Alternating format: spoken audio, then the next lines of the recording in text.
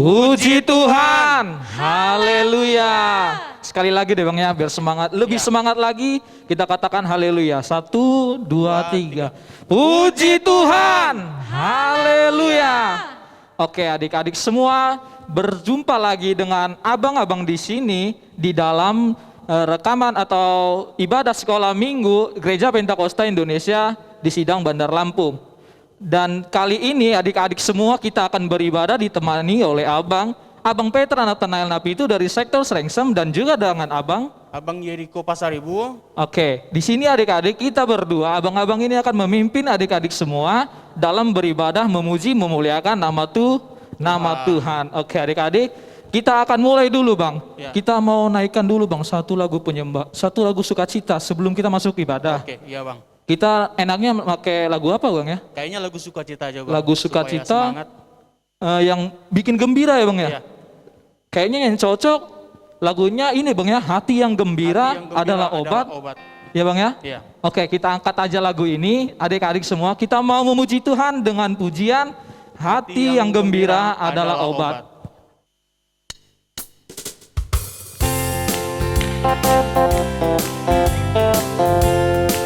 Hati yang gembira, hati yang gembira, adalah obat.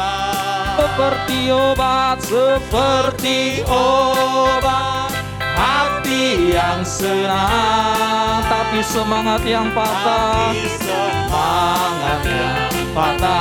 Keringkan tulang, hati yang gembira, hati yang gembira.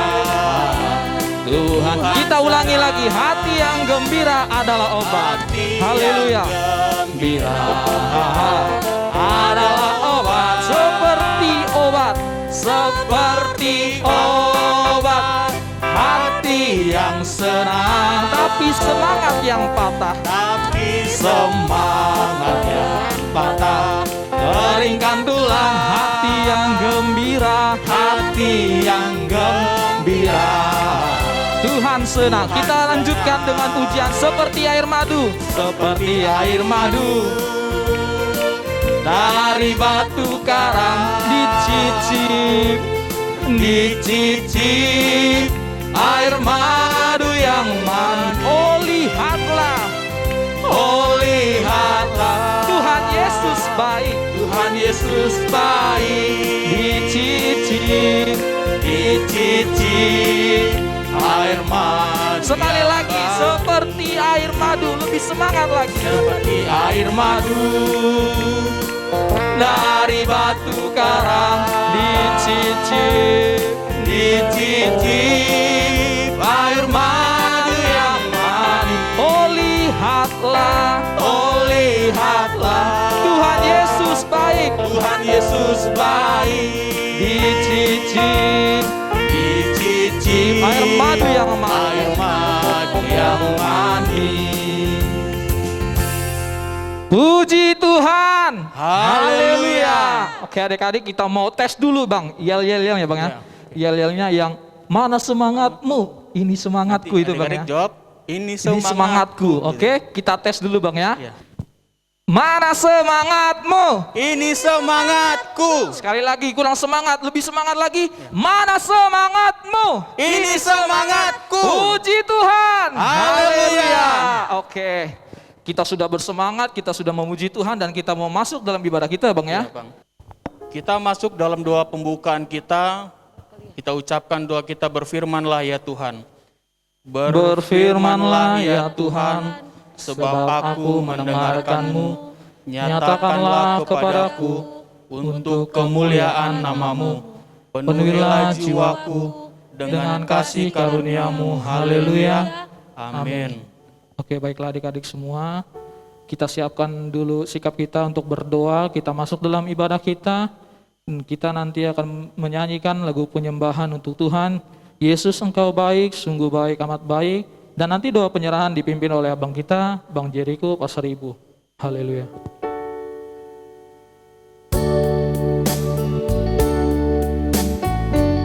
Semuanya bernyanyi, Yesus Engkau baik.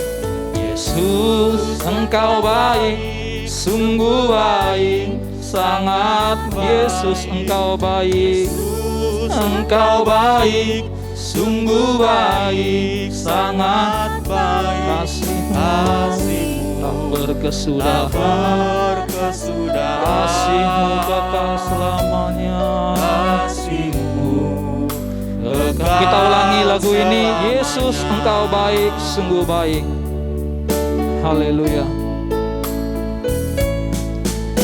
Yesus, Engkau baik, sungguh baik, sangat. Yesus, Engkau baik, Engkau baik, sungguh baik, sangat. Kasih-Mu tak berkesudahan, kasih-Mu kekal selamanya. Kasih-Mu kekal. Aku telah mengenal. Angkat tangannya semua adik-adik, kita berserah. Aku telah mengenal kasih karunia. Aku telah mengenal, telah mengenal kasih karunia. Kau kaya, rela jadi supaya aku jadi.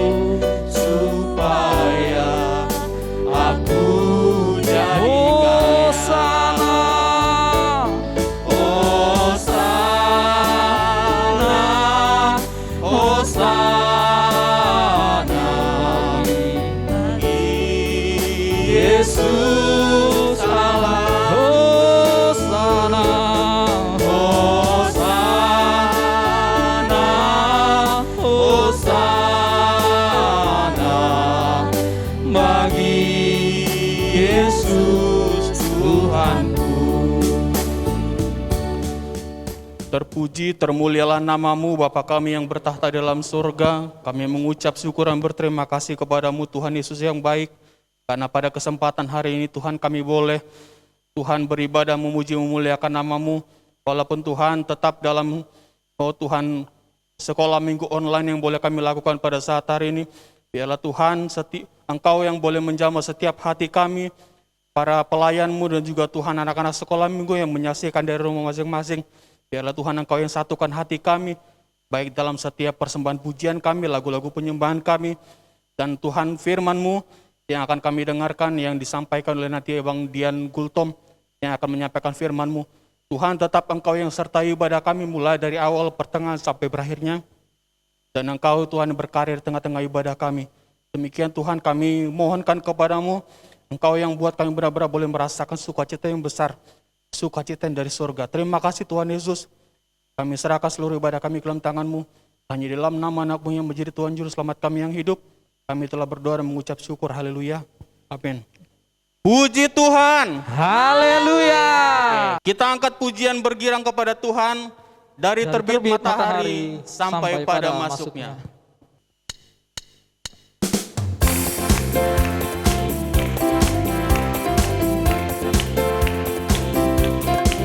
Dari terbit matahari sampai pada masuk. Biarlah nama Tuhan, biarlah nama Tuhan dipuji. Dari terbit matahari, dari terbit matahari sampai pada masuknya.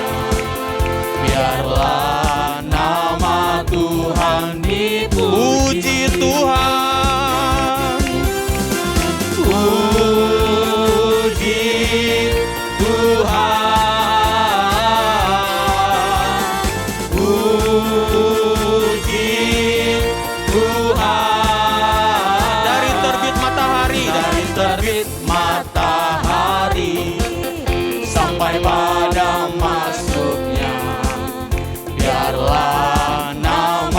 Tuhan, kita ulangi lagi pujian ini. Dari terbit matahari sampai pada masuknya. Dari terbit matahari sampai pada masuknya. Biarlah nama Tuhan dipuji. Dari terbit matahari sampai pada masuknya. Biarlah nama Tuhan dipuji. Puji Tuhan.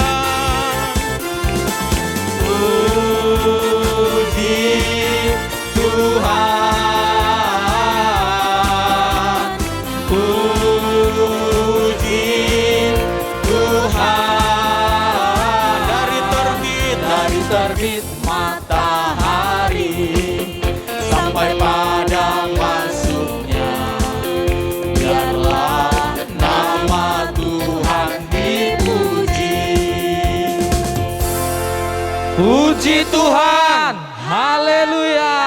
Oke, kita tambahin lagu kita, lagu sukacita, lagu bergirang untuk Tuhan dengan pujian. Yesus, kau sungguh baik, kau selalu baik bagiku. Haleluya. Yesus, kau sungguh baik, kau selalu baik bagiku. Yesus, kau sungguh baik, kau selalu baik padaku. Bukan memujimu, bukan memujimu, selalu kau. Kita ulangi dari awal. Yesus, kau sungguh baik, Yesus, kau sungguh baik, kau selalu baik, selalu baik padaku. bukan memujimu, Bukan memujimu, selalu kau sungguh bukan memuji dan menyembahmu, bukan memuji dan menyembahmu setiap saat, setiap waktu, setiap waktu. bukan memuji Bukan memuji dan menyembah seumur hidupku. seumur hidupku. Yesus, kau sungguh baik, Oh, Yesus, kau sungguh baik, kau selalu baik padaku, padaku. bukan memuji dan menyembahmu. Memujimu, selalu kau sungguh baik. Oke bang, kita tambahin aja bang lagu kita bang ya. Kayaknya kurang satu lagi bang, Iya, lagu Bang. sukacita. Enaknya lagu apa nih bang? Kita angkat lagu pujian Ku dengar nama Yesus sungguh indah dan mulia. Oke bang, kita angkat lagu ini adik-adik semua. Kita mau memuji Tuhan dengan lebih semangat lagi. Kita angkat pujian. Ku dengar nama Yesus sungguh mulia dan mulia.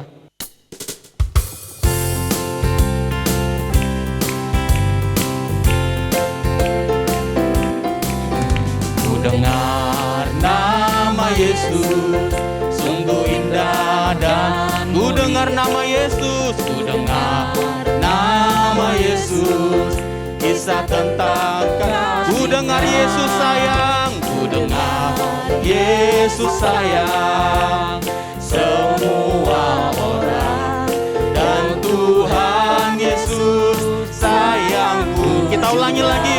Ku dengar nama Yesus sungguh indah dan mulia. Ku dengar nama Yesus sungguh indah dan mulia. Ku dengar nama Yesus kisah tentang kasih-Nya. Ku dengar Yesus sayang, dengar Yesus sayang semua orang dan Tuhan Yesus sayangku. Oh Tuhan Yesus, aku cinta Kau. Oh Tuhan Yesus, aku cinta Kau. Oh Tuhan Yesus, pegang tanganku, pegang tangan. Aku percaya, aku percaya akan kasih-Mu yang selalu melimpah dalam. Oh Tuhan Yesus, aku cinta Kau. Oh Tuhan Yesus, aku cinta Kau. Oh Tuhan Yesus, pegang tanganku. Aku percaya akan kasih-Mu yang selalu melimpah dalam hidupku. Puji Tuhan. Haleluya. Oke adik-adik semua, kita sudah memuji Tuhan, kita sudah menyenangkan hati Tuhan dengan pujian sukacita kita tadi. Dan tiba saatnya saat ini kita mau mendengarkan firman Tuhan yang nanti akan disampaikan oleh abang kita, Bang Dian Gultom. Tapi sebelumnya abang ingatkan dulu nih bang. Abang ingatkan untuk adik-adik semua, nanti persiapkan persembahan adik-adik, nanti dikumpulkan ke guru sekolah minggu masing-masing. Biar disetorkan ya bang ya. Iya, Bang. Itu untuk Tuhan. Nah, abang ingatkan lagi, nanti abang minta tolong kepada adik-adik, nanti tulis ya namanya di bagian kolom chat yang ada di bawah nanti. Nanti adik-adik tulis namanya di bang. Nah, kenapa sih bang harus ditulis? Supaya kita guru-guru sekolah minggu tahu kalau adik-adik ikut menonton sekolah Ikut minggu. ibadah sekolah minggu, Iya, Bang ya. ikut ibadah Nah, sekolah minggu itu ya kita hari adik-adik ini. ya. Iya. Nah, itulah tujuannya, nanti adik-adik tulis namanya di bagian kolom, di bawah nanti tulis namanya, sektornya juga. Nah, nanti Abang pantau kita biar kita tetap bersama-sama memuji, memuliakan nama Tuhan. Oke, baiklah adik-adik semua, kita siapkan hati kita, persiapkan dirinya, Alkitabnya, sikapnya untuk mendengarkan firman Tuhan. Tetapi sebelumnya kita mau menyembah Tuhan dulu. Kita sambut abang kita, Bang Dian Gultom, untuk menyampaikan firman Tuhan dengan pujian penyembahan. Hormati Yesus, puji Immanuel.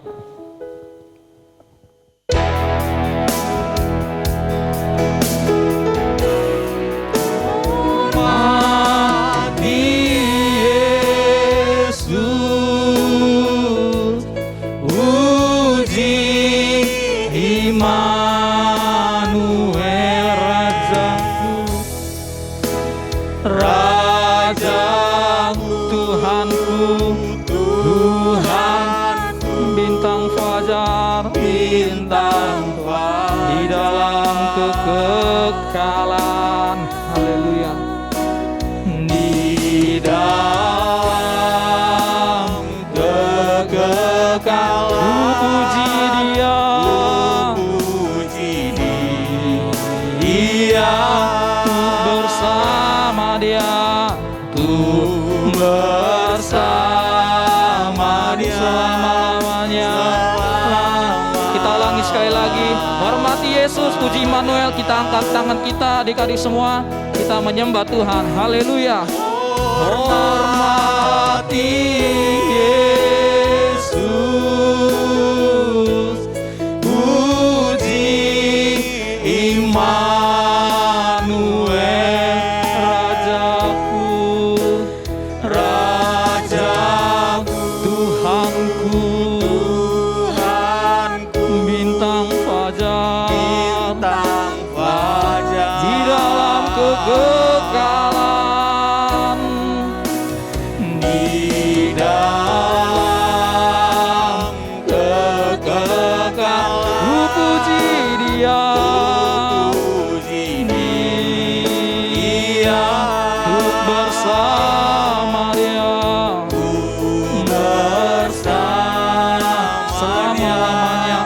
selama-lamanya.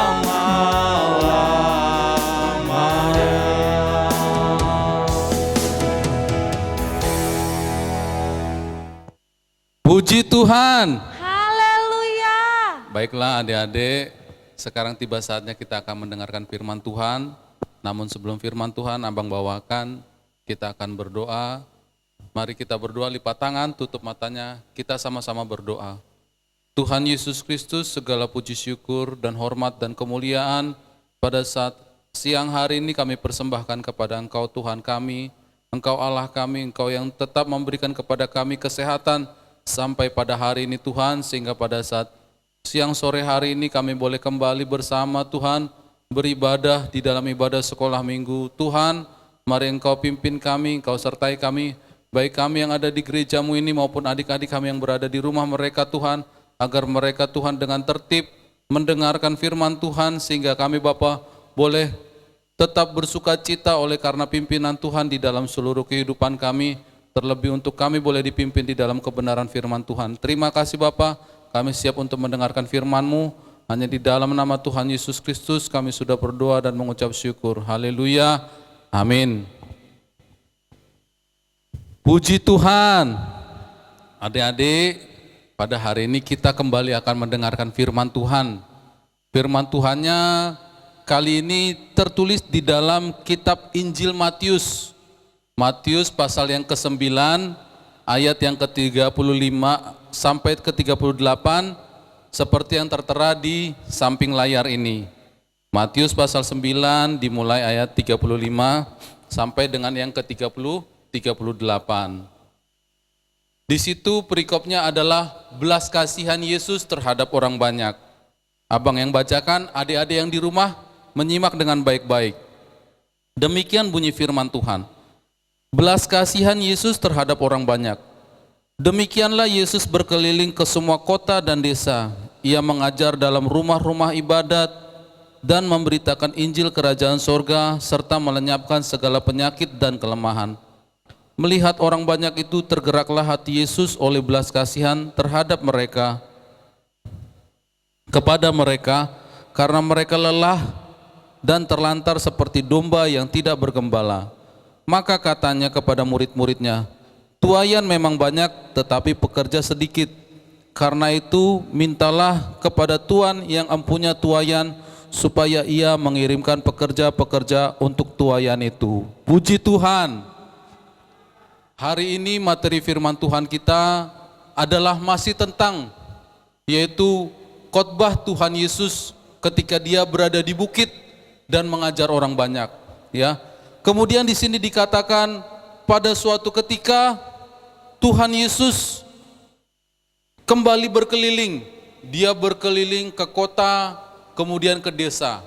Kalau zaman sekarang enak deh, kita kalau ngelihat kota mungkin bangunannya megah-megah, kemudian banyak atau rame kendaraan. Tetapi pada saat itu kota tidak seperti yang sekarang ini, apalagi desanya. Kemudian di sini dikatakan di dalam firman Tuhan, Tuhan Yesus mengajar dalam rumah-rumah ibadat dan memberitakan Injil kerajaan surga serta melenyapkan penyakit dan kelemahan.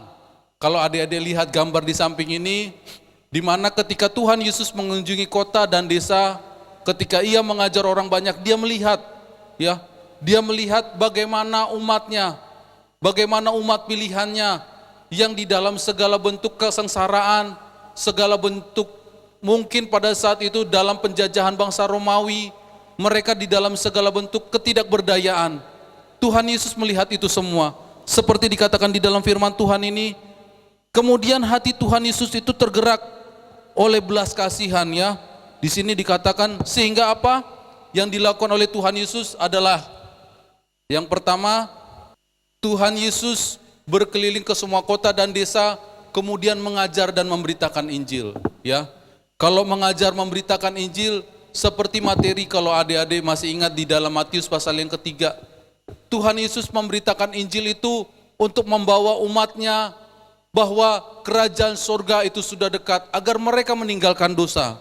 Kemudian di sini kita lihat ketika ia mengajar dan memberitakan Injil, banyak sekali orang berkerumun.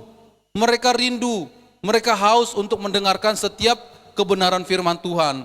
Kemudian dikatakan lagi di dalam firman Tuhan, Tuhan Yesus melenyapkan segala penyakit dan kelemahan. Tuh, kalau kita lihat atau kalau lihat di situ, ya, ketika gambar yang paling atas itu ada mayat atau anak muda terbaring sakit, ya. Kemudian dilihat oleh Tuhan Yesus, ya. Di situ kalau di dalam firman Tuhan bahwa Tuhan Yesus membangkitkan orang muda itu, kemudian Tuhan Yesus melihat lagi ada orang yang lemah, ada orang yang papa, tetapi Tuhan Yesus tidak sungkan-sungkan untuk merangkul mereka, untuk menyatakan kuasa dan mujizat di dalam kehidupan mereka, seperti di dalam firman Tuhan ini sebelumnya. Kalau kita baca di bagaimana Tuhan Yesus melakukan mujizat, di situ dikatakan pada perikop-perikop sebelumnya, masih di pasal yang ke-9 itu, Injil Matius, bagaimana Tuhan Yesus menyembuhkan orang yang bisu, kemudian ada orang yang buta, ya. Jadi Tuhan Yesus melenyapkan segala penyakit dan kelemahan. Kemudian ketika Tuhan Yesus melihat domba, umatnya seperti domba yang tidak bergembala. Nah, ini ada abang tunjukkan nih, bagaimana domba-domba itu dilihat oleh Tuhan Yesus. Kayak mana sih kalau domba yang tidak bergembala? Nah, adik-adik lihat tuh, ada yang dia di tepi jurang. Dia sedang sendirian berjalan di tepi jurang. Kemudian ada domba yang induk beserta anaknya hanya tinggal berdua di padang rumput, tetapi tidak ada rumputnya. Kemudian ada yang berkerumun, mereka melihat di mana gembala saya. Kemudian ada yang melompat dari tepi jurang itu. Nah, sekarang abang mau tanya, Dek. Kalau domba-domba itu tidak ada gembala, mereka tidak mempunyai tuan, apa yang akan terjadi? Kalau mereka ada di tepi jurang, pasti mereka akan mencari langkah demi langkah untuk menghindari jurang itu. Iya, kalau mereka tidak terpleset. Kemudian kalau mereka yang tidak mempunyai makanan, mereka akan terus mencari padang rumput. Walaupun mereka semakin jauh meninggalkan kerumunan, mereka meninggalkan padang rumput. Nah, kemudian apa yang terjadi kalau tidak ada gembala bagi domba-domba itu? Nah, ya deh ya, seperti dikatakan di dalam firman Tuhan, di dalam kitab Injil Lukas pasal 15 ayat 3 sampai dengan 7. Coba kita baca dulu firman Tuhannya. Lukas pasal 15, bagaimana kalau orang atau domba yang berada di dalam penggembalaan, ya. Begini firman Tuhan. Ayat 3 sampai dengan yang ke-7. Lalu ia mengatakan perumpamaan ini kepada mereka. Siapakah di antara kamu yang mempunyai 100 ekor domba dan jikalau ia kehilangan seekor di antaranya tidak meninggalkan yang 99 ekor di padang gurun dan pergi mencari yang sesat itu sampai ia menemukannya, dan kalau ia telah menemukannya ia meletakkan di atas bahunya dengan gembira. Nah, ya deh ya, seperti di gambar yang sebelumnya tuh, ketika Tuhan Yesus melihat umat-umatnya itu seperti domba yang tidak bergembala, bagaimana Tuhan Yesus itu hatinya penuh dengan belas kasihan dan dia melihat bahwa dia akan mengeluarkan umatnya, atau dia akan menyatakan kepada umatnya itu keselamatan yang dari Tuhan kepada umatnya, sehingga mereka boleh di dalam penggembalaan Tuhan, di dalam penyertaan Tuhan di dalam kehidupan mereka, sehingga apa? Mereka ada di dalam gendongan Tuhan. Kalau mereka tersesat, nah seperti adik-adik lihat tuh, ya di samping ini, ada ketika ada anak domba berusaha melompat dari tepi jurang, kemudian Tuhan Yesus berusaha hendak menurunkannya atau memegangnya.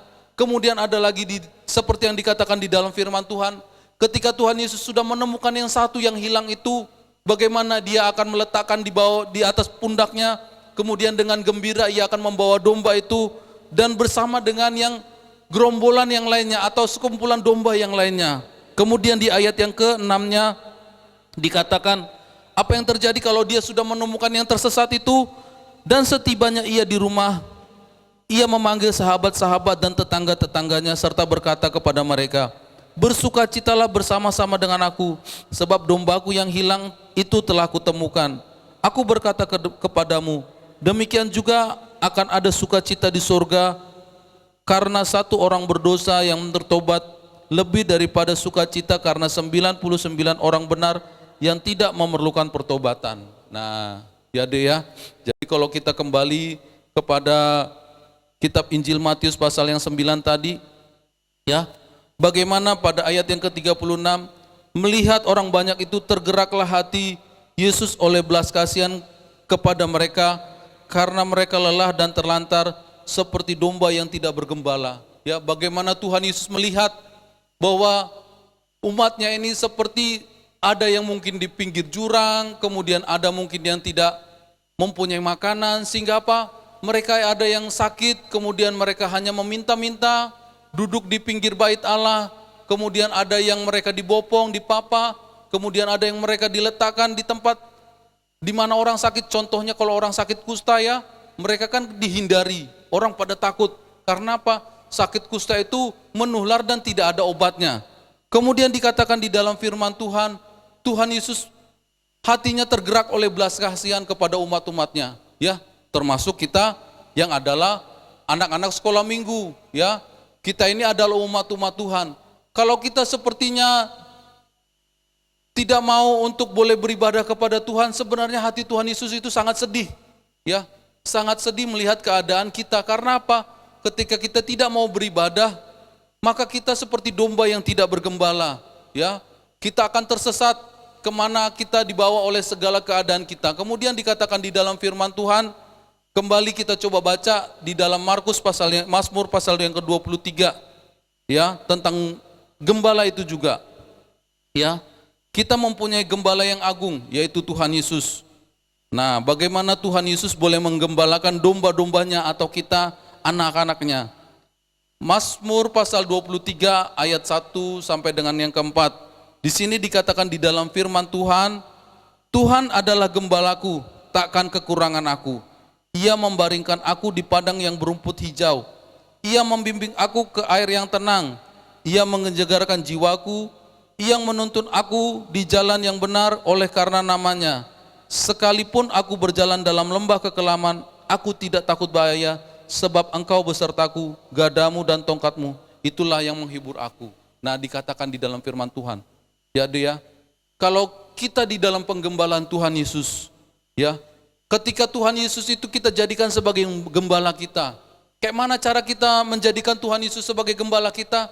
Dengan kita rajin beribadah, kemudian kita rajin berdoa, kita rajin memuji Tuhan, kita menyenangkan hati Tuhan Yesus dengan sering membaca firman Tuhan. Kita menjadikan Tuhan Yesus itu sebagai gembala kita. Karena apa? Tuhan Yesus adalah firman itu sendiri. Dan Tuhan Yesus itu senang untuk namanya selalu kita muliakan melalui mulut lidah bibir kita. Sehingga seperti di dalam kitab Mazmur ini, Dek, dikatakan kalau Tuhan gembala kita, kita tak akan kekurangan. Ya, contohnya kalau kita misalnya adik-adik kayak seperti yang abang bilang yang lalu-lalu, sekarang sekolahnya masih pada streaming, ya, atau Zoom, atau tidak tatap muka dengan gurunya, ya. Gurunya kadang hanya memberi pelajaran, kemudian memberi soal, kemudian adik-adik disuruh mengerjakan. Kalau adik-adik tidak mengerti, tidak bisa seperti sekolah yang tatap muka. Angkat tangan, kemudian minta gurunya menjelaskan sampai sejelas-jelasnya. Ya, jadi kita sekarang minta berserah kepada Tuhan. Tuhan, kita minta kepada Tuhan. Tuhan, pada saat ini saya sedang sekolah. Berikan kepada saya otak yang cerdas, agar saya mampu menerima setiap pelajaran yang diberikan oleh guru saya. Sehingga apa? Kita tak akan kekurangan, ya. Artinya kekurangan itu bukan hanya sekedar kekurangan makanan atau kekurangan materi, ya, zaman sekarang ini. Karena apa? Segala sesuatunya sepertinya sekarang sedang dibatasi. Tetapi di dalam segala sesuatu yang dibatasi ini, yang mungkin kita kekurangan, kita tidak tahu apa kekurangannya, tetapi kita tahu Tuhan adalah gembala kita. Dia akan memenuhi segala keperluan kita. Kemudian Ia membaringkan aku yang di padang yang berumput hijau. Ia membimbing aku ke air yang tenang. Ia menyegarkan jiwaku. Jadi kalau kita sebagai manusia, ternyata manusia itu punya damai, punya sejahtera di dalam hatinya, itu terletak dari dalam jiwanya. Kalau jiwanya merasa aman, tentram, dia akan merasakan damai. Sekalipun mungkin kita kekurangan, mungkin kita orang yang tidak memiliki harta yang banyak. Tetapi kalau jiwa kita tenang, karena dalam penggembalaan Tuhan, kita akan merasakan damai, kita akan merasakan sejahtera. Kalau kita merasakan damai, Dek, ya, contohnya kayak keadaan sekarang ini. Kalau kita dalam penggembalaan Tuhan, kalau kita merasakan damai, kita tidak akan khawatir kalau kita sedang pergi kemana-mana. Karena apa? Kita akan dijagai oleh Tuhan. Tuhan akan mempertemukan kita dengan orang-orang yang tepat, dengan orang-orang yang membuat kita merasa aman di dalam perjalanan, sehingga kita mungkin saat ini banyak orang yang terpapar, tetapi kita akan dijagai Tuhan sehingga kita tidak terpapar oleh keadaan atau penyakit yang sedang merajalela sekarang ini. Kemudian di ayat yang keempatnya, sekalipun aku berjalan dalam lembah kekelaman, aku tidak takut bahaya. Ya, sekalipun kita berjalan di dalam tempat yang gelap, ya, di tempat yang tidak kita kenal, ya, dimanapun kita berada, kita tidak akan pernah takut bahaya. Karena apa? Karena dalam hati kita ada sukacita. Kita akan bersorak-sorai. Karena apa? Karena kita akan selalu memuji Tuhan di dalam hati kita, sehingga kita boleh merasakan hadiratnya. Ya, bagaimana Tuhan menjagai kita? Kita akan selalu berdoa, Tuhan, kemanapun aku melangkah, tolong jagai balut bungkus aku dengan darah-Mu yang kudus. Malaikat tentara malaikat surgawimu yang boleh berkeliling bersama dengan aku, menjagaiku, membentengiku. Sehingga dengan itu kita berdoa, kita percayai kemanapun kita berada. Seperti firman ini dikatakan, aku berjalan dalam lembah kekelaman, aku tidak takut bahaya. Ya, itulah orang-orang yang percaya. Kemudian dalam Yohanes pasal yang ke-10, ada lagi nih. Yohanes pasal yang ke-10-nya. Bagaimana tentang Tuhan Yesus itu sebagai gembala kita, ya, dia tidak akan pernah hatinya itu tegel, artinya, ya, kalau tegel itu kayak mana? Kalau bahasa tegel itu Jawa, dia tidak akan pernah rela deh, saya tidak akan pernah rela membiarkan anak-anak sekolah minggu ini kalau mereka di dalam keadaan sakit, di dalam keadaan kekurangan, kalau mereka rajin beribadah kepadaku. Itu kalau Tuhan Yesus, ya. Di sini dikatakan, Yohanes pasal yang ke-10 ayat yang ketiga. Untuk dia penjaga membuka pintu dan domba-domba mendengarkan suaranya, dan ia memanggil domba-domba masing-masing menurut namanya dan menuntunnya keluar. Ayat yang keempat, jika semua dombanya telah dibawa keluar, ia berjalan di depan mereka dan domba-domba itu mengikuti dia karena mereka mengenal suaranya. Ya, nanti ada berhubungan, nanti ada ayat selanjutnya. Kemudian ayat 11-nya, akulah gembala yang baik. Gembala yang baik memberikan nyawanya bagi domba-dombanya. Nah ini dia, bagaimana Tuhan Yesus itu akan menjagai umatnya, menjagai anak-anaknya dengan begitu luar biasa. Asal kita taat percaya, asal kita rajin beribadah, asal kita tidak melupakan Tuhan, asal kita dikatakan di dalam kitab Ayub itu apa? Bahwa ia adalah seorang yang takut akan Tuhan sehingga selalu ia di dalam penjagaan Tuhan Yesus. Nah, seperti tadi nih, akulah gembala yang baik. Gembala yang baik memberikan nyawanya bagi domba-dombanya. Nah, abang mau tunjukkan. Adik masih ingat ini enggak? 1 Samuel pasal 17. Kisah tentang Daud melawan siapa?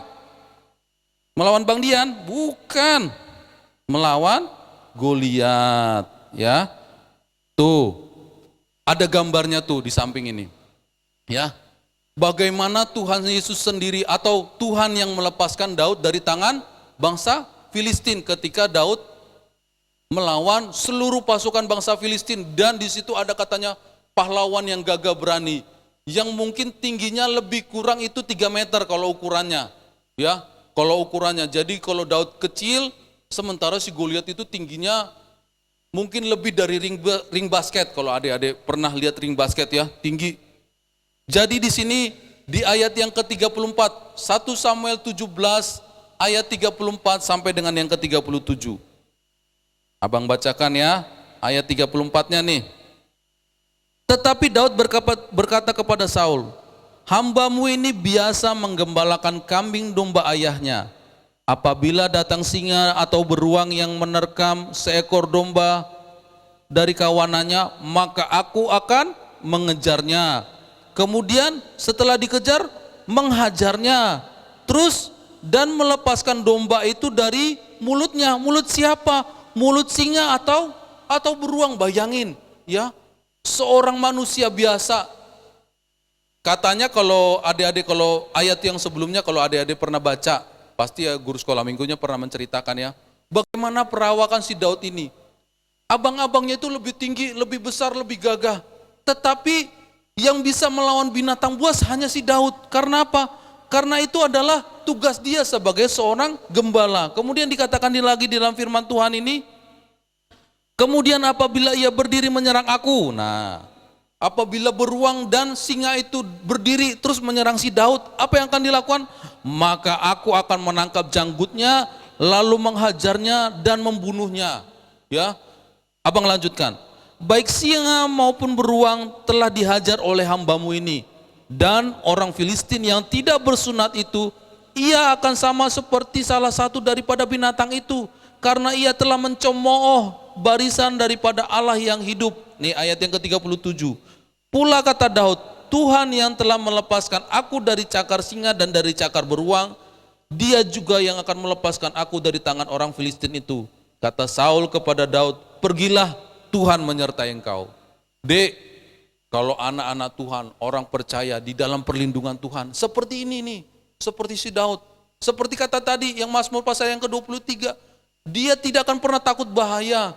Kemanapun dia berjalan, dia merasa Tuhan akan menyertai. Seperti dikatakan di dalam firman Tuhan ini, Tuhan yang melepaskan aku dari cakar singa dan cakar beruang, dia juga yang akan melepaskan aku dari tangan orang Filistin itu.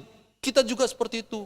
Dia akan melepaskan kita dari segala keadaan buruk, dari segala mara bahaya, dari segala apapun, dari segala bentuk penyakit-penyakit yang sedang merajalela sekarang ini. Dia akan melepaskan kita.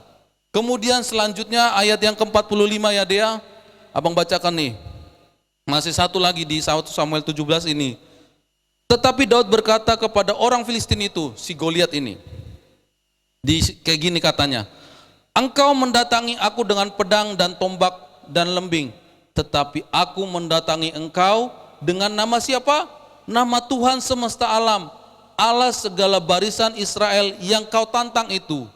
Jadi ya, namanya orang percaya, namanya anak Tuhan, namanya anak sekolah minggu, ya, itu harus mengenal siapa Tuhan yang kita percayai. Ya, seperti Daud ini, dia kenal siapa Tuhannya, dia kenal siapa Allahnya, sehingga abang bacakan lagi nih, sehingga ia menuliskan Mazmur pasal 23 itu. Ya dia, itu karena dia sudah tahu siapa Allah yang dia percayai. Abang bacakan sekali lagi. Tuhan adalah gembalaku, takkan kekurangan aku. Ia membaringkan aku di padang yang berumput hijau. Ia membimbing aku ke air yang tenang. Ia menyegarkan jiwaku. Ia menuntun aku di jalan yang benar oleh karena namanya. Nah, itu adalah seorang gembala. Itulah Tuhan kita. Dia tidak akan pernah meninggalkan kita sendiri. Asal apa? Asal kita mau taat percaya kepadanya. Hati Tuhan Yesus itu selalu tergerak oleh belas kasihan. Nah, sekarang kayak mana selanjutnya kata Tuhan Yesus ketika dia melihat orang banyak itu, ya, yang lemah, terlantar, Tuhan Yesus berkata seperti ini. Kembali ke Matius pasal yang ke-9 tadi. Maka kata Tuhan Yesus ayat yang ke-37. Maka katanya kepada murid-muridnya, tuaian memang banyak, tetapi pekerja sedikit. Ya, karena itu mintalah kepada Tuhan yang mempunyai tuaian itu, supaya ia mengirimkan pekerja-pekerja untuk tuaian itu. Nah, bagaimana kalau kita meminta pekerja? Karena apa?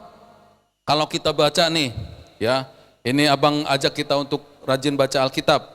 Coba buka Markus pasal yang ke-16.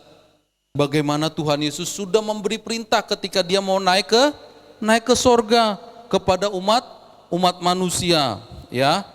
Pasal yang ke-16 ayat 15 dan 20 abang bacakan. Lalu ia berkata kepada mereka, pergilah ke seluruh dunia, beritakanlah Injil kepada segala makhluk. Ini Tuhan Yesus sampaikan kepada murid-muridnya yang mengikuti Tuhan Yesus ketika Tuhan Yesus mau naik ke sorga. Kemudian ayat yang ke-20-nya, mereka pun pergilah memberitakan Injil ke segala penjuru, dan Tuhan Yesus turut bekerja dan meneguhkan firman itu dengan tanda-tanda yang menyertainya. Abang sampaikan nih, namanya kalau gembala pilihan Tuhan, kalau pelayan pilihan Tuhan, dia tidak hanya sekedar mengajar atau memberitakan firman, tetapi dia akan boleh melakukan tanda-tanda dan mujizat-mujizat. Kalau abang baca di dalam bahasa Inggris, ya, kitab bahasa Inggris, itu ketika ada ayat dan meneguhkan firman itu artinya logos. Tahu nggak logos itu? Logos itu berarti Tuhan itu beserta dengan firman-Nya. Kalau Tuhan beserta dengan firman-Nya udah otomatis. Kalau Tuhan beserta dengan firman-Nya, mujizat juga ada di situ. Ya deh ya. Jadi mujizat itu akan terus berkelanjutan sampai menjelang kedatangan Tuhan Yesus. Ya. Jadi tidak akan pernah ada pelayan Tuhan yang benar-benar Tuhan panggil, ya, yang benar-benar Tuhan pilih untuk menjadi pelayannya itu hanya sekedar menjadi pemberita, tetapi dia juga boleh mengadakan tanda-tanda dan mujizat. Karena apa dikatakan di dalam firman Tuhan ini? Dan Tuhan turut bekerja dan meneguhkan firman itu. Bagaimana kita boleh percaya kepada firman? Kalau misalnya kita dengar nih, ada katanya firman Tuhan kan berkata, orang buta dicelikan, tetapi ini ada penyakit seperti ini kok nggak ada bisa. Nah, berarti firman Tuhan itu tidak bisa teguh kepada orang itu. Padahal hamba Tuhan kalau berkata tentang orang-orang yang atau Tuhan Yesus melakukan mujizat, semangatnya minta ampun. Tetapi dia tidak mau bergumul, berserah.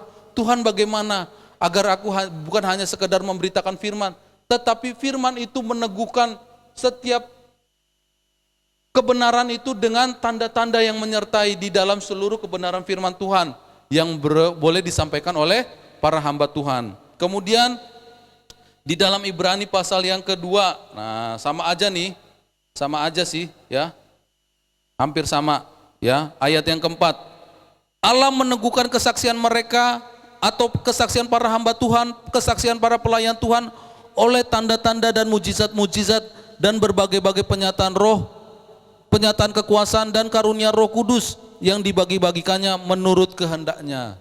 Ya deh ya.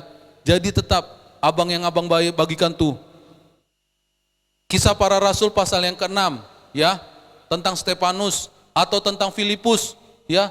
Bagaimana Stefanus dan Filipus disertai Tuhan. Mereka bukan hanya sekedar sebagai pelayan meja walaupun dipilih oleh para 12 rasul, tetapi mereka juga boleh mengadakan mujizat. Agar apa? Agar istilahnya firman Tuhan itu tidak menjadi sia-sia, ya. Firman Tuhan itu tidak menjadi, kalau kata orang sekarang, basi, ya. Karena apa? Dari dulu sampai sekarang firman Tuhan itu ya yang di dalam Alkitab ini yang disampaikan.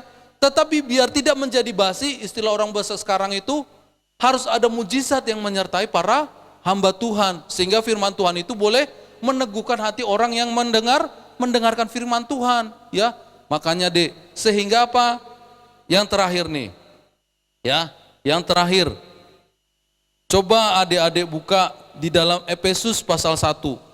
Ya, kalau firman Tuhan itu sudah meneguhkan hati seseorang, kalau firman Tuhan itu sudah menyentuh hati seseorang, apa yang akan terjadi? Efesus pasal 1 nih. Ya, Efesus pasal 1 ayat 4 dan 5 abang bacakan. Sebab di dalam Dia Allah telah memilih kita sebelum dunia dijadikan, supaya kita kudus dan tak bercacat, supaya kita kudus dan tak bercacat di hadapannya. Dalam kasih Ia menentukan kita semua dari semula oleh Yesus Kristus untuk menjadi anak-anaknya sesuai dengan kerelaan kehendaknya. Nah, dikatakan di dalam firman Tuhan, ya, bahwa dari semula kita sudah ditentukan. Sekarang abang mau tanya, bagaimana terjadi di tengah-tengah dunia ini? Ternyata banyak orang yang tadinya tidak percaya, yang tadinya tidak mengenal Tuhan Yesus, akhirnya mereka berbalik. Mereka mau percaya kepada Tuhan Yesus. Setelah apa? Setelah para hamba-hamba Tuhan yang Tuhan pakai secara luar biasa, mereka memberitakan firman Tuhan, kemudian ada tanda-tanda yang menyertai, menyentuh hati orang banyak. Karena apa? Sekarang kan pelayanan bukan hanya dari depan mimbar. Mereka sekarang mungkin banyak pelayanan menginjil kemana-mana, pelayanan secara streaming, ya, melalui media sosial. Dan ternyata ketika mereka melayani, ada mujizat yang menyertai seperti firman Tuhan katakan. Itu adalah tugas seorang gembala, seorang pelayan Tuhan, seorang hamba Tuhan, ya. Sehingga apa? Ketika firman Tuhan disampaikan, Tuhan meneguhkannya dengan mujizat dan tanda-tanda. Yang terjadi apa? Banyak orang yang telah dipilih Tuhan nih, dari semula, katanya dikatakan di dalam firman Tuhan, sejak sebelum dunia dijadikan kita sudah dirancangkan. Ya dia, adik, abang, adik-adik sekalian yang ada di rumah, semua orang yang telah dipanggil percaya, itu sudah ditentukan Tuhan sejak sebelum dunia dijadikan, ya. Tetapi mereka ada yang tersesat tadi, mereka ada yang tidak bergembala tadi. Kemudian ketika mereka tersesat, mereka tidak bergembala, ada hamba Tuhan nih datang. Ada hamba Tuhan nih menyelamatkan. Mungkin ada mereka menemukan di pinggir jurang, mereka ada menemukan di padang gurun, mungkin dombanya tersesat. Mereka ada melihat dombanya yang tidak memiliki air minum yang cukup, datang hamba Tuhan melayani. Melayaninya bagaimana? Mungkin menginjil ke rumah-rumah, mungkin melalui tayangan-tayangan media sosial. Kemudian ada mujizat. Mujizat terjadinya apa? Ketika ada dalam masalah, berdoa bersama hamba Tuhan itu di dalam nama Tuhan Yesus, maka masalah itu boleh selesai. Yang terjadi apa? Ada sukacita. Kalau ada sukacita bagaimana? Yang tersesat itu akan dibawa kembali. Nah, itulah yang terjadi kepada para pelayan Tuhan yang boleh Tuhan pakai secara luar biasa. Sehingga apa? Kita nanti akan dikumpulkan bersama di dalam kerajaan surga. Inilah firman Tuhan yang boleh abang sampaikan. Biarlah firman Tuhan ini boleh meneguhkan hati adik-adik sekalian untuk semakin teguh percaya, semakin mau beribadah kepada Tuhan, semakin rajin untuk berdoa, rajin memuji Tuhan, rajin memuliakan nama Tuhan. Sehingga apa? Kita boleh selalu bersuka cita di dalam perlindungan Tuhan. Terpujilah nama Tuhan Yesus daripada saat siang hari ini kekal sampai selama-lamanya. Puji Tuhan. Adik-adik, abang akan kasih ayat hafalan firman Tuhannya yang tertulis di dalam kitab Mazmur pasal yang ke-23 ayat pertamanya saja. Abang bacakan ya, adik-adik nyimak. Tuhan adalah gembalaku, takkan kekurangan aku. Ya, sekali lagi. Tuhan adalah gembalaku, takkan kekurangan aku. Jadi Mazmur Daudnya enggak usah, ya. Itu kan ada Mazmur Daudnya, tetapi itu enggak usah. dimulai dari Tuhan adalah gembalaku, takkan kekurangan aku, itu adalah ayat hafalannya. Puji Tuhan. Adik-adik sekalian, firman Tuhan kita telah dengarkan, dan ini ada tugas yang akan dijelaskan oleh Abang Petra. Puji Tuhan. Haleluya. Oke, terima kasih Bang Dian. Saat ini di sini adik-adik, Abang Petra akan menjelaskan aktivitas kita untuk adik-adik semua mengenai ayat hafalan yang telah disebutkan atau yang telah ditugaskan untuk adik-adik oleh Bang Dian tadi, yang tertulis di dalam Mazmur 23 ayat 1 tersebut. Nah adik-adik, nanti ayat hafalan itu adik-adik buat menjadi seperti ini. Ini hasilnya ya, abang angkat aja, ini hasilnya. Ini tampak depannya, tampak belakang, dan ini tampak dalamnya. Nah, bagaimana sih Bang cara buat kayak gini? Nah, di sini nanti abang akan menjelaskan. Nah, di sini tapi terlebih dahulu abang jelaskan dulu alat dan bahannya. Ya, adik-adik semua nanti tolong dipersiapkan di rumah, sebab di sini abang dan kakaknya tidak menyediakannya karena bahan-bahannya ada di rumah semua. Yaitu nih abang sebutkan ya, alat dan bahannya yaitu 1, kertas. Kertas bisa yang tebal, tetapi kalau tidak ada yang tebal, ya kertas yang tipis juga tidak apa-apa. Nanti abang ajarin cara buatnya, cara buat bentuk seperti love ini ya adik-adik. Nah oke, yang pertama kertas, kedua gunting, dan dalam penggunaan gunting, abang juga harapkan tolong adik-adik ditemani oleh orang tuanya ya, atau yang lebih bisa dalam mengatasi adik-adik gitu, supaya tidak terjadi hal-hal yang tidak kita inginkan. Nah, setelah gunting dan kertas, ada kertas putih di sini abang gunakan. Bang, kenapa sih Bang kok harus pakai kertas putih? Iya adik-adik, di sini abang kertas pakai putih ini karena untuk menghiasi seperti yang abang buat ini. Nah, kertas putih ini untuk menjadi label atau untuk biar terlihat bagus lah. Ini menurut abang, tetapi adik-adik boleh berkreasi sekreatif mungkin dengan karya adik-adik semua. Ya, oke, itu tadi. Dan juga ada perekat. Nah, di sini abang menggunakan double tip. Adik-adik boleh menggunakan perekat yang lainnya seperti lem atau yang bisa merekatkan untuk kertas putih ini tadi, untuk menempel, untuk dapat ditulis seperti ini. Oke adik-adik. Dan juga yang terakhir ada pulpen atau ballpoint. Nah itulah alat dan bahannya. Nah sekarang abang akan mengajari adik-adik semua cara membentuk seperti love ini, bentuk love. Oke adik-adik semua, di sini abang mau ngasih tahu aja, kalau memang tidak ada kertas yang lain bisa dipakai buku sampul yang tidak, maksud abang ini lembaran buku yang sampulnya itu yang agak tebal itu kan. Nah yang tidak terpakai bisa adik-adik pakai untuk menjadi kertas pengganti kertas buffalo ini atau kertas yang keras yang lainnya. Ya oke adik-adik semua. Nah sini abang mau mengajarkan cara membentuknya, membentuk ini love ini. Oke. Di sini akan abang ajarin teknik memotong. Jadi kita tidak perlu menggambar. Di sini abang ada kertas dan juga persiapkan gunting. Sini abang ngajarin. Jadi kertas ini pertama-tama kita bikin dulu tengahnya, kita cari dulu tengahnya dengan cara kita buat sisi kanannya menemui sisi kanan ini, dibagi dua, ditempelkan seperti ini, dan ini harus sama rata ujung-ujungnya supaya tengahnya itu ukurannya sama. Oke. Lalu setelah ketemu tengahnya dari lembaran kertas ini, kita cari lagi tengahnya dari setiap bagian-bagian yang telah itu tadi. Ini kan tengahnya nih, ini tengahnya. Nah, kita cari lagi tengah sini dan tengah sini. Nah, di sini abang telah buat. Kita bikin lagi tengahnya. Kita buat seperti ini. Kan ini sudah bentuk. Nah, ini kita masukin ke sini. Kita bikin ini supaya dapat ke tepinya, supaya ukurannya sama, dan juga sebaliknya. Sebelahnya sini seperti ini. Jadi nanti seperti ini ya adik-adik ya, bentukannya seperti ini.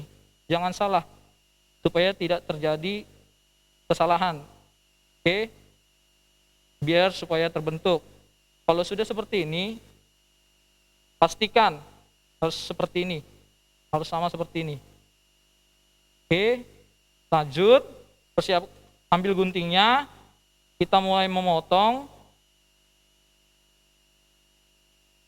Kita potong dari bagian, kita harus bagian ini harus di sini, bagian tengahnya harus di sini, bagian ininya harus seperti ini. Jadi bagian yang ini seperti ini, kita buat seperti ini, pastikan. Lanjut, kita gunting dari sini, dari arah kanan abang. Oke, nih gunting ini dari sini, kita bentuk setengah loaf. Caranya begini ya adik-adik ya.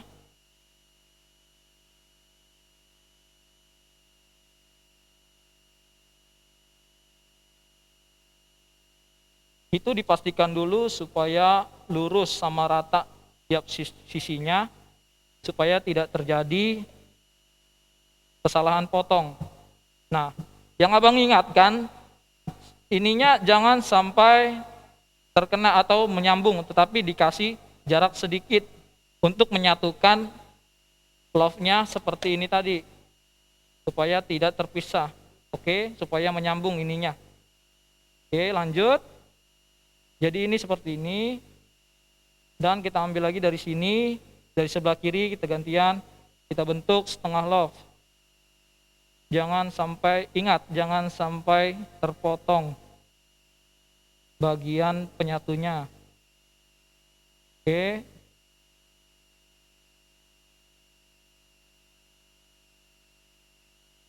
Nah, ini sudah jadi. Jadi seperti ini adik-adik ya, ini abang buat kecil karena kertasnya kecil. Ya, karena ini kertasnya kecil. Jadi cara bentuk love-nya seperti ini. Jadi ukurannya sama setiap kanan dan kirinya. Itu cara mudahnya, ini menggunakan teknik potong.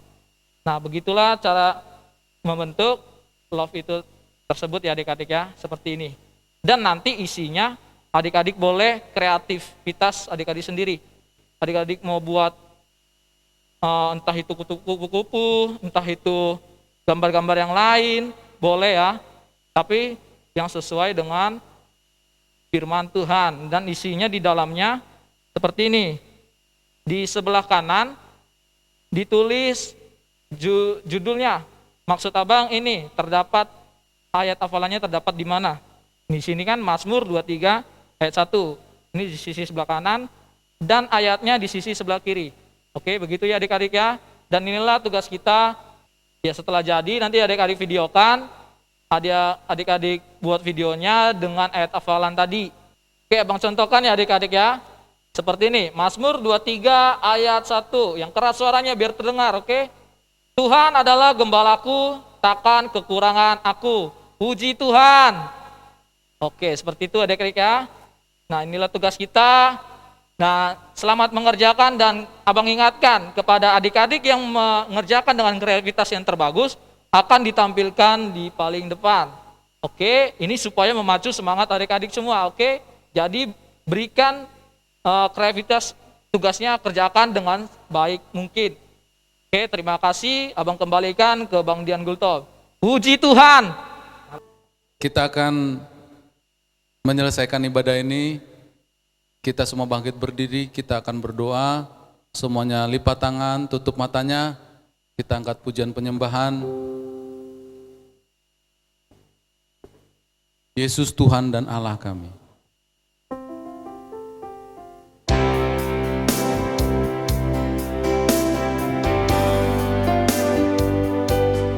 Yesus Tuhan dan Allah kami.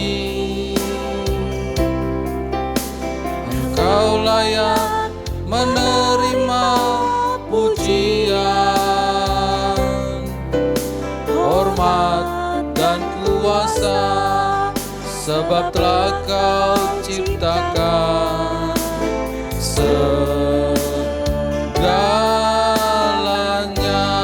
oleh karena kehendak-Mu.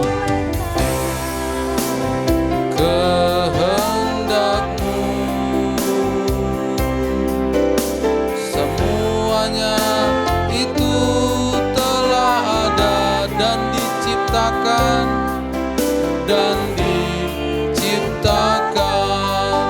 untuk kemuliaan-Mu. Terpujilah Tuhan.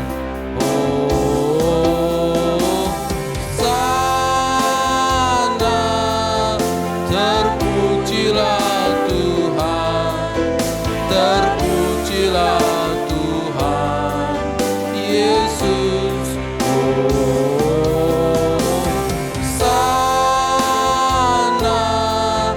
Terpujilah Tuhan, terpujilah Tuhan Yesus. Kita semua berdoa.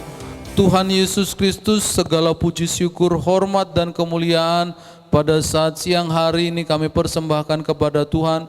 Kami bersyukur dan berterima kasih karena Tuhan yang tetap memimpin dan menyertai kami, memberikan kami nafas hidup, sehingga pada saat hari ini Tuhan bersama kami telah beribadah, memuji memuliakan nama-Mu di dalam ibadah sekolah minggu, dan kami telah bersama bersuka cita Tuhan Yesus, sekalipun kami Bapa melakukannya secara visual Tuhan Yesus, agar Engkau tetap memimpin menyertai kami Tuhan. Kami akan percaya Bapa bahwa kuasa-Mu tidak dapat dibatasi oleh ruang dan waktu. Engkau sanggup menyatakan jamahan-Mu Tuhan, sekalipun Tuhan adik-adik kami sedang berada di rumah mereka Tuhan Yesus untuk boleh beribadah sekolah minggu, tetapi kami tahu kuasa dan mujizat Tuhan juga akan Engkau kerjakan Tuhan Yesus kepada semua kami Bapa, karena kami memiliki Allah yang hidup, Allah yang berkuasa, pencipta langit, laut, bumi dan segala isinya. Demikianlah Tuhan, kami serahkan ibadah kami pada saat siang sore hari ini ke dalam tangan Tuhan, agar Tuhan yang selalu campur tangan dan Tuhan yang selalu menuntun dan menggembalakan kami, menyatakan keselamatan yang daripada-Mu Tuhan. Tidak lupa kami berdoa agar Engkau menjagai kami, menyertai kami, membentengi kami, membalut bungkus kami dengan darah-Mu yang kudus Tuhan, sehingga kami selalu Engkau selamatkan dari segala keadaan, dari segala situasi yang mungkin Tuhan secara manusia Bapa begitu menakutkan Tuhan, tetapi kami yakin percaya bahwa kami memiliki Allah yang hidup yang akan menuntun dan menggembalakan kami, sehingga Engkau boleh selamatkan kami Tuhan. Jikalau ada yang sakit Tuhan Yesus Kristus, di dalam nama Tuhan Yesus agar Engkau tumpangkan tangan-Mu, sehingga mereka boleh terlepas dari segala keadaan dan sakit penyakit mereka. Jika ada yang lemah Tuhan, agar Engkau kuatkan mereka Tuhan, sehingga kami semua Bapa boleh selalu bersama-sama bersuka cita Tuhan Yesus Kristus. Dan kami memohon Tuhan agar Engkau segera meredakan Tuhan segala bentuk virus-virus corona yang sedang terjadi di tengah-tengah dunia ini Tuhan, sehingga kami boleh kembali beraktivitas seperti biasa. Bahkan Tuhan di dalam ibadah sekolah minggu kami boleh beribadah sekolah minggu secara tatap muka Bapa, sehingga kami boleh bersuka cita oleh karena Engkau Bapa boleh memberikan pertolongan-Mu selalu di dalam seluruh kehidupan kami Bapa. Terima kasih Tuhan. Juga kami mau berdoa agar segala hari-hari kami Tuhan juga Engkau jaga, Engkau bentengi kami Tuhan Yesus, sehingga kami boleh bersuka cita karena pimpinan Tuhan, karena penyertaan Tuhan, dan karena penggembalaan Tuhan. Demikianlah kami serahkan semuanya ke dalam tangan-Mu. Engkaulah yang kami muliakan, hanya di dalam nama Tuhan Yesus Kristus yang menjadi Tuhan Allah Juru Selamat penebus kami yang hidup, kami sudah berdoa dan mengucap syukur. Haleluya. Kita ucapkan doa Bapa kami yang ada di surga, dikuduskanlah nama-Mu, datanglah kerajaan-Mu, jadilah kehendak-Mu di bumi seperti dalam surga. Berikanlah kami pada hari ini makanan kami yang secukupnya. Ampunilah kami dari segala kesalahan kami, seperti kami mengampuni orang bersalah kepada kami. Dan janganlah membawa kami ke dalam pencobaan, tetapi lepaskanlah kami dari yang jahat, karena Engkau yang punya kerajaan dan kuasa dan kemuliaan sampai selama-lamanya. Haleluya. Amin.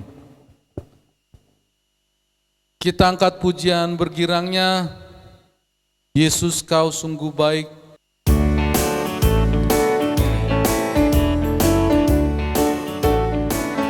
Yesus Kau sungguh baik, Kau selalu baik padaku. Ku kan memuji-Mu selalu, Kau sungguh baik. Yesus Kau sungguh baik.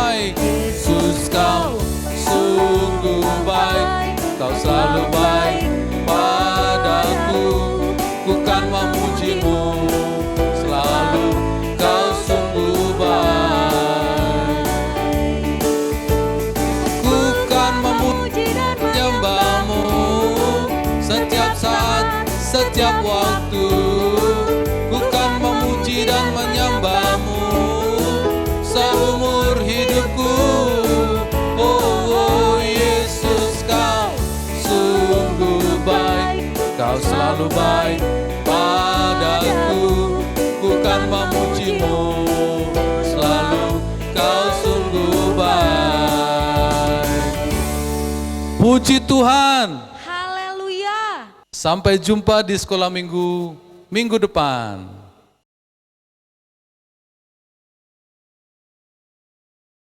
Puji Tuhan. Halo teman-teman, ayat hafalan kita minggu ini yang terambil dari Kolose 3 ayat 23. Bunyinya, apapun juga yang kamu perbuat, perbuatlah dengan segenap hatimu seperti untuk Tuhan dan bukan untuk manusia. Puji Tuhan.